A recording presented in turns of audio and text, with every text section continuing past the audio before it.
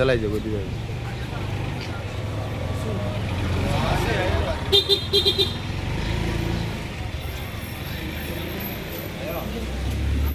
দাদা ছবি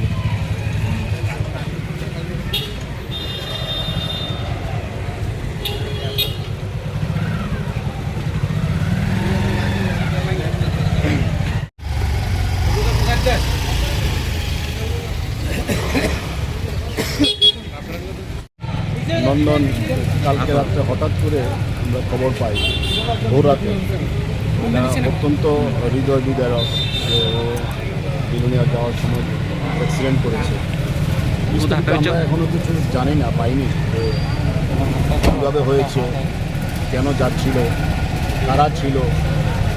আমি এটাই বলবো যে আমাদের যারা সাংবাদিক ভাইয়েরা আছেন, আপনারা জীবনযাত্রাকে আরও সংযত করুন এবং কীভাবে চলাফেরা করবেন না, এটা বারবার আপনাদের কাছে আমি বিনীতভাবে অনুরোধ করছি। আপনারা অত্যন্ত সংযতভাবে চলাফেরা করুন।